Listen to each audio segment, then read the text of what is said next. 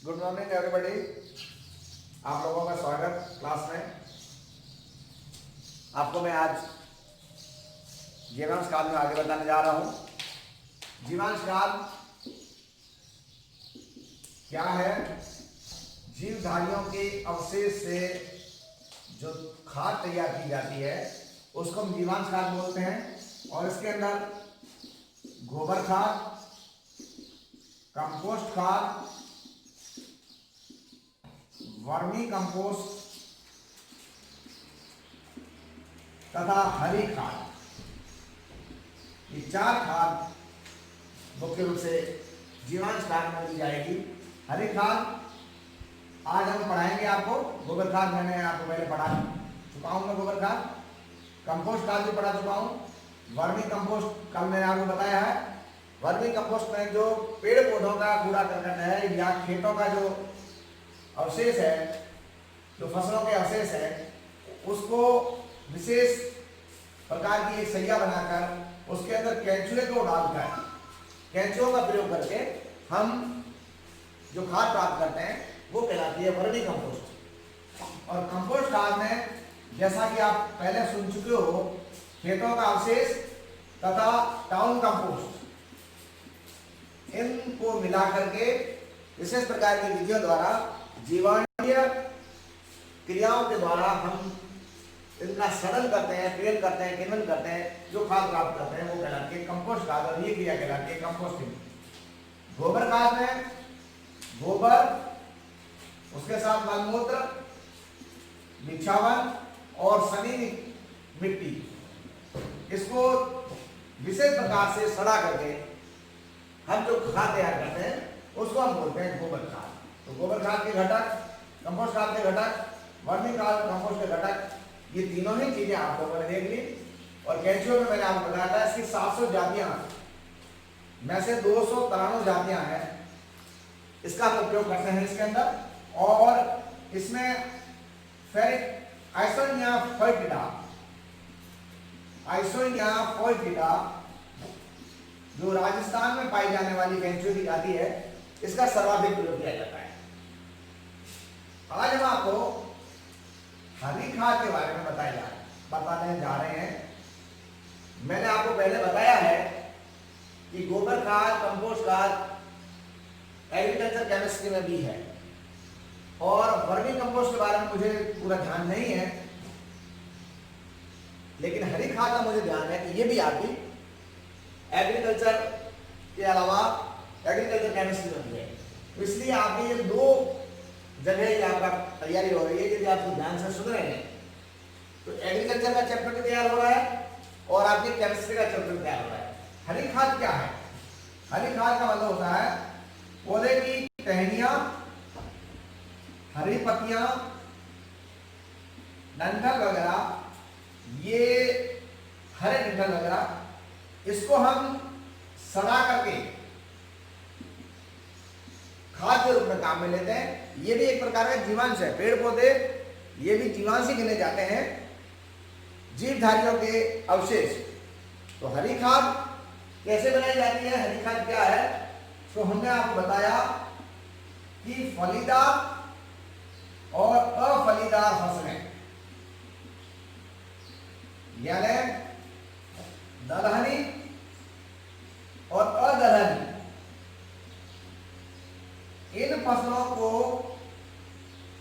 हम तैयार करके, इनको उगा करके, इनकी टहनियां, इनकी हरी पत्तियां और इनके डंठल, ये खाद के रूप में हम खेत में डालते हैं। ये कहलाता है हरी खाद बनाना। हरी खाद के अंदर जो मैंने आपको बताया कि फलीदार तथा अफलीदार पौधों की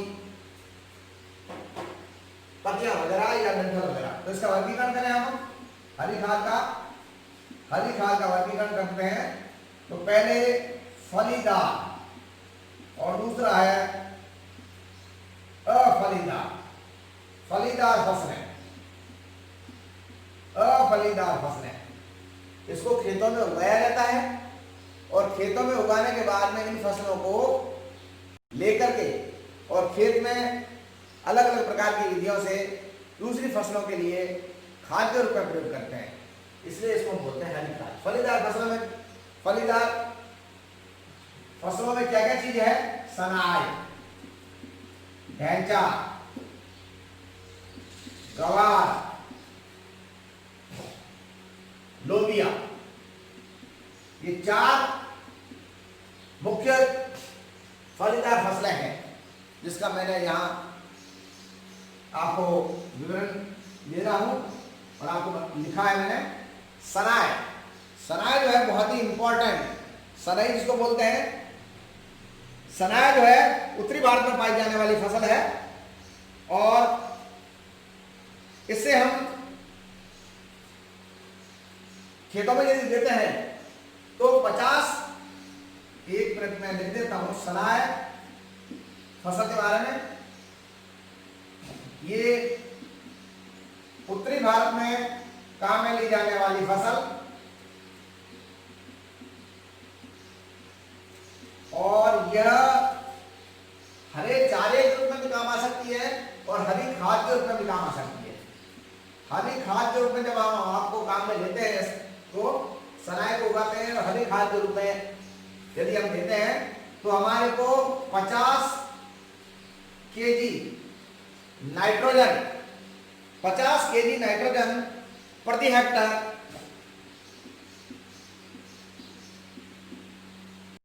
और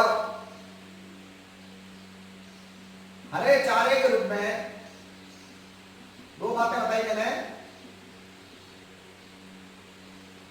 यदि हम इसको उगा करके हरी खाद का अंदर इसका उपयोग करते हैं तो प्रति हेक्टर हमारे को 50 केजी नाइट्रोजन प्राप्त होती है और यदि हम इसको हरे चारे के रूप में काम में लेते हैं तो हमारे को हरा चारा 300 क्विंटल प्रति हेक्टर प्राप्त होता है। तो this is very important from manure as well as fodder. चारे के रूप में तो आप इसको काम में ले सकते हैं। यदि आपके पास हरी खाद के रूप में इसका उपयोग करने के बाद में यह सनाई की फसल रह जाती है, बच जाती है, तो उसका उपयोग आप चारे के रूप में भी कर सकते हैं। हमारा जो मेन पर्पज है वो है हरी खाद के रूप में इसका उपयोग करना। दूसरा है वो है ढैंचा। ढैंचा है, ये भी फलीदार फसल है और इसके अंदर ये भी राजस्थान की एक प्रमुख फसल है। राजस्थान की प्रमुख फलीदार फसल। सनाई के बाद में सेकंड नंबर पे हम इसका उपयोग करते हैं और इससे 75 केजी नाइट्रोजन प्रति हेक्टर हमारे को प्राप्त होती है। इसका प्रयोग हम लोग चारे के रूप में बहुत कम करते हैं और जब इसको हम उगाते हैं तो 2.5 माह बाद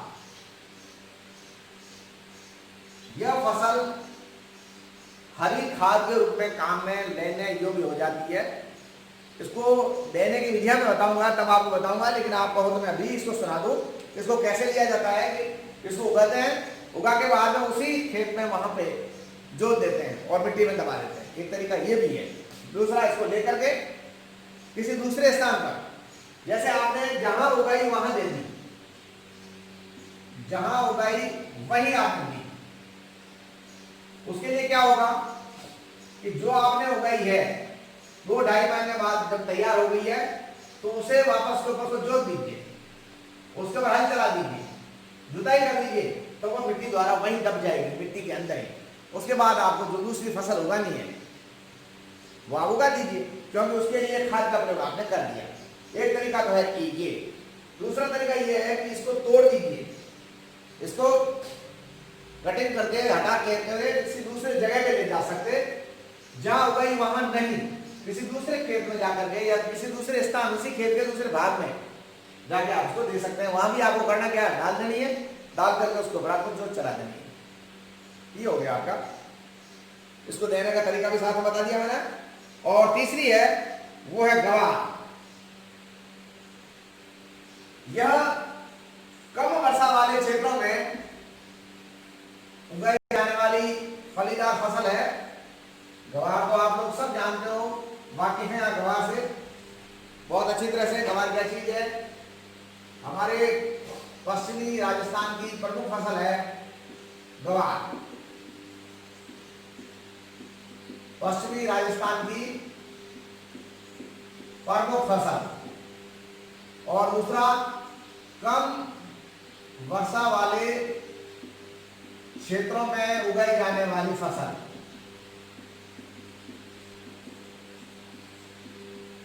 इसका उपयोग हम कई तरह से कर सकते हैं। इसका उपयोग हम हरी खाद के रूप में ले सकते हैं। इसका प्रयोग हम चारे के रूप में ले सकते हैं। कच्ची गवार फली या सूखी गवार फली का प्रयोग हम सब्जी में कर सकते हैं। और गवार के दानों को अलगाकर गवार तैयार करते हैं।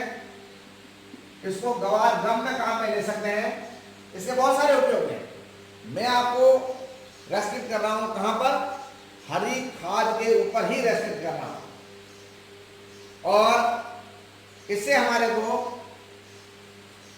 65 केजी नाइट्रोजन प्रति हेक्टर प्राप्त होती है। इसमें आपको एक बात समझनी है ये कि इन हरी खाद को उगाने से हमारे को दोहरा लाभ है। एक लाभ तो ये है कि ये जितने भी दलहनी पौधे हैं, दलहनी पौधों की जड़ों के अंदर मूल ग्रंथिकाएं बनती है और इन मूल ग्रंथिकाओं में वायुमंडल की नाइट्रोजन का जीवाणुओं द्वारा यौगिकीकरण होता है। आप आगे की क्लासों में जाके पढ़ोगे कि ये जीवाणु किस प्रकार से वायुमंडल की नाइट्रोजन का यौगिकीकरण करते हैं। वो चीजें विस्तार से आपको कभी बताने की नहीं है। ये केवल समझने की है कि जितने भी फलीदार पौधे हैं इनकी जड़ों में ग्रंथिकाएं बनती है और इन ग्रंथिकाओं में जीवाणु प्रवेश करते हैं। वो जीवाणु कैसे प्रवेश करता है, कैसे नाइट्रोजन जो बनाई जाती है, ये आपके अभी पढ़ने समझने की बात नहीं है। केवल आपको इतना ही ध्यान रखना है कि इन मूल ग्रंथिकाओं में जीवाणुओं के द्वारा वायुमंडल की नाइट्रोजन का यौगिकीकरण होता है। तो इस तरह से हमारे को इन फसलों का बहुत फायदा है कि एक हम इसको कच्ची फसल को सीधा ही खाद के रूप में काम में ले लें, अन्यथा हमने जो उगाई है उनकी जड़ों में नाइट्रोजन का यौगिकीकरण हुआ है। तो दोनों प्रकार से फायदा है। हमारी जो मृदा है उसको पोषक तत्व प्राप्त होते रहते हैं। चौथा पौधा है जिसका नाम है लोबिया।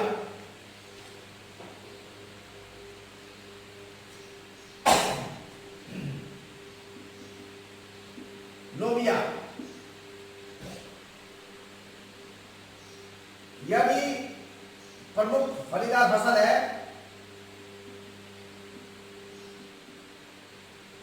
इसका उपयोग भी हम खाद्यान्न के रूप में, सब्जी के रूप में करते ही है। इसका उपयोग चारे के रूप में भी होता है और इसका उपयोग खाद के रूप में होता है। और प्रति हेक्टर 50 केजी 55 केजी का देता हूं मैं, 55 केजी नाइट्रोजन प्रति हेक्टर हमारे को उपलब्ध होती है। तो ये जो हरी खाद जिसके अंदर मैंने 4 पौधों के नाम लिखे हैं, फलीदार फसल का ही मैंने अभी आपको विवरण प्रस्तुत किया है।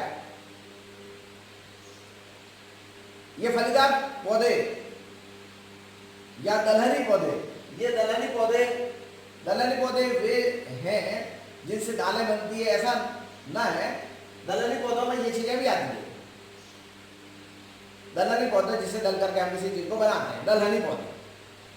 दालों वाले पौधे तो हैं ही। इससे हम हरी खाद प्राप्त करते हैं। और इसके साथ साथ ये पौधे क्योंकि लेग्यूमिनस पौधे हैं और इन लेग्यूमिनस पौधों की जड़ों में रूट नोड्यूल्स बनते हैं और इन रूट नोड्यूल्स में जीवाणु जो राइजोबियम है, राइजोबैक्टर है वगैरह, इसका विवरण आगे आपको सुनना पड़ेगा, समझना पड़ेगा। वो इसमें प्रवेश करते हैं और प्रवेश करके वायुमंडल की नाइट्रोजन को एब्जॉर्ब करते हैं, फिक्स करके नाइट्रोजन का यौगिकीकरण करते हैं। तो इस तरह से हरी खाद हमारे को दोनों प्रकार से लाभदायक है। एक नाइट्रोजन का यौगिकीकरण करवाती है, दूसरा हमारे को यह आसानी से पौधे में, जैसे आपने खेत में डाली तो आसानी से ये सड़ जाती है, पोषक तत्व आसानी से मिल जाते हैं। और ये क्योंकि नरम और मुलायम होती है तो ज़्यादा समय भी नहीं लेती है, तुरंत इसका विघटन हो जाता है। तो these are the things for green manure. आइए आप इसका दूसरा पार्ट देखते हैं। इसका दूसरा पार्ट है अफलीदार फसलों से हरी खाद को बनाना। अफलीदार, नॉन लेग्यूमिनस,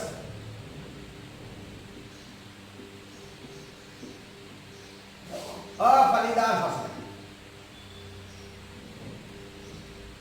अफलीदार फसलें भी नाइट्रोजन यौगिकीकरण में महत्वपूर्ण है। अफलीदार फसलों को भी हम जिस तरह से फलीदार फसलों को उगाया उसी तरह से हम खेतों में उगा करके, और जिस तरह से आपने फलीदार फसलों को खाद देने के उपयोग में काम में लिया था, वैसे इनको भी काम में लेकर के हम मृदा की उर्वरक क्षमता को बढ़ा सकते हैं और ये भी आसानी से बढ़ाई जा सकती है, आसानी से ये फसलें उगाई जा सकती है। फलीदार फसलों में कौन कौन आता है? करंज, अमलतास, सुनबुल, जो, जई, ये सारे पौधे हैं, ये अफलीदार पौधे हैं। इन अफलीदार पौधों को भी हम उगा करके इससे हरी खाद प्राप्त करते हैं और हरी खाद से हमारे को खेतों में इसको दिया जाता है। हरी खाद चारे के रूप में इसका उपयोग किया जा सकता है। इसका उपयोग हरी खाद के रूप में किया जा सकता है। इसके अलावा इसके कुछ ऐसे पौधे हैं जैसे ये जो है, जई है, इसका हम खाद्यान्न के रूप में भी प्रयोग करते हैं। यदि हम इसको लंबे समय तक चलाएंगे तो इसके अंदर दाना, फल फूल आएंगे, दाने बनेंगे, तो ये खाद्यान्न के रूप में भी काम में आती है। आइए हम आपको हरी खाद देने की विधियां को बताएं। हरी खाद देने की विधियां, हरी खाद उपयोग में लाने की विधियां। नंबर 1, जैसा कि हम लोग सुन चुके हैं और मैं आपको बता चुका हूं कि जिस खेत में उसको आपने उगाया है उसी खेत में इसकी जुताई करेंगे। जुताई करके मृदा में मिलाना। जब 2-2.5 महीने के बाद इसमें पत्तियां वगैरह लग जाए, आप ये ना सोचें कि इसको पूरा पुष्पन के समय तक हम इसको रखें। पुष्पन के समय तक इसको नहीं रखना है। आपको केवल इसके कायिक वृद्धि जब पूरी हो जाए, 2-2.5 महीने हो जाए, जब ये पूरी फलीभूत हो जाए, तब इसके ऊपर से जुताई करके इसको मृदा में मिला दीजिए। मृदा की मिट्टी के अंदर इसको दबा दीजिए। ये है आपका जुताई करके मृदा में मिलाना। इसके लिए मैंने आपको पहले ही बताया है कि जहां इसको उगाया जाता है वहीं इसको दबाया जाता है। मेरा कहने का मतलब ये हुआ कि आप जिस खेत में जो मुख्य फसल लेना चाहते हैं उस मुख्य फसल को लेने से पहले आप हरी खाद को उगा दीजिए। 2-2.5 महीने का समय मैंने बोला है, तो मुख्य फसल के उगाने के 2-2.5 महीने 3 महीने पहले आप उसको उगाइए।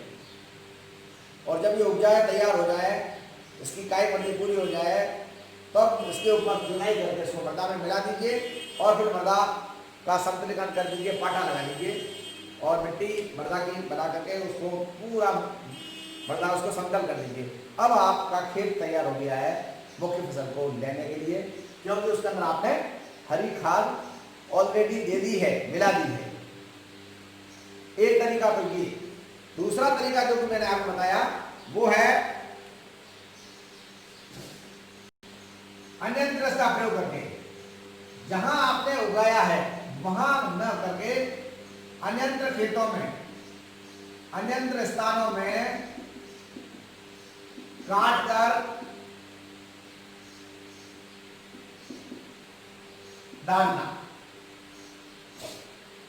ये बात यूं है कि आपने इस फसल को लिया है, हरी खाद को लिया है, और हरी खाद को लेने के बाद में आप किसी दूसरे खेत में गए हैं। इसके लिए जरूरी नहीं है कि मुख्य फसल को लेने से पहले, मुख्य फसल को लेने से पहले इसको उगाना जरूरी नहीं है। मुख्य फसल को लेने से पहले या मुख्य फसल के साथ साथ भी इसको ले सकते हो। मुख्य फसल के साथ साथ इसको उगा सकते हो और फिर किसी दूसरे स्थान में ले जाके इसको जुताई कर सकते हो। लेकिन क्योंकि आपने मुख्य फसल ले ली है, फिर आप इसकी जुताई कहाँ करोगे, इसके स्थान नहीं है। इसलिए होता तो यही है कि इसको भी आप मुख्य फसल को लेने से पहले इसको उगा कर तैयार करें।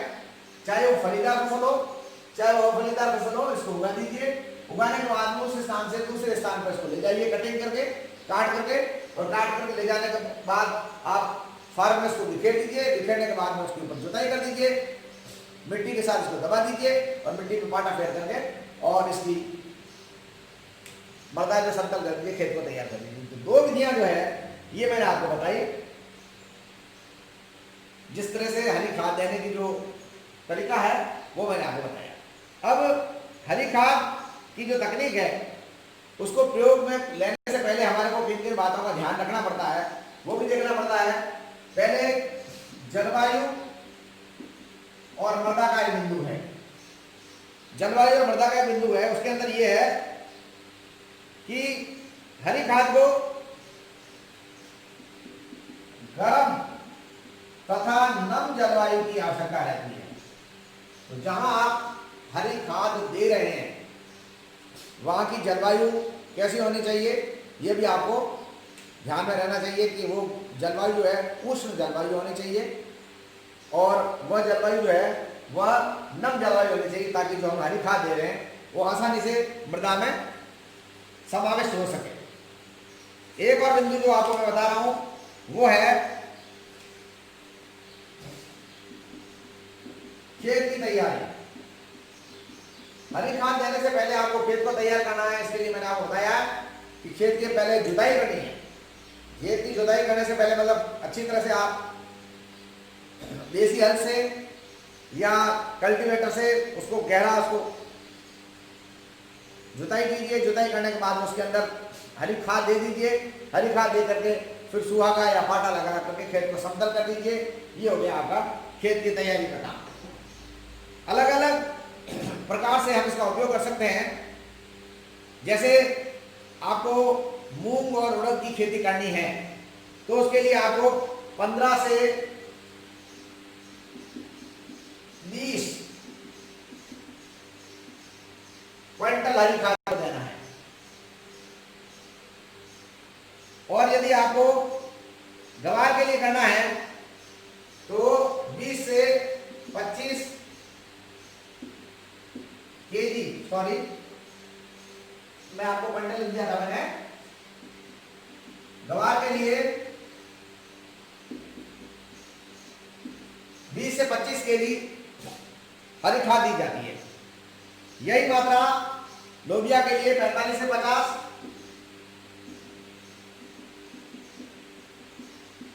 अलग अलग फसलों के लिए इसकी मात्राएं अलग अलग है। खाद और उर्वरक यदि आपको देना है तो 20 केजी नाइट्रोजन, इसके बाद भी 20 केजी नाइट्रोजन और 40 केजी फास्फोरस, ये सारी मात्राएं प्रति हेक्टर है। बेटा ध्यान रखना, ये ध्यान बिल्कुल जरूरी है। मैंने नहीं लिखा है तो भी आपको समझ में लेना है कि ये सब जो भूल गए हैं, लेकिन हमें ध्यान रखना है कि ये मात्रा प्रति हेक्टर है। इसको काम में लेना है। ओके, उसके बाद में सिंचाई का बिंदु भी देखिए। सिंचाई आपको खाद देने के बाद में हल्की सिंचाई करनी है, और इसलिए करनी है कि खाद का आसानी से एसिमिलेशन मृदा में हो जाए, या खाद जो है मृदा में आसानी से प्राप्त की जा सके। अब लास्ट बिंदु जो है हरी खाद का हमारे दैनिक जीवन में क्या उपयोग है, हरी खाद क्यों दी जाती है पौधे को। हरी खाद देने से प्रति हेक्टेयर पौधे को बहुत ज्यादा पोषक तत्वों का लाभ होता है। हरी खाद देने के लाभ,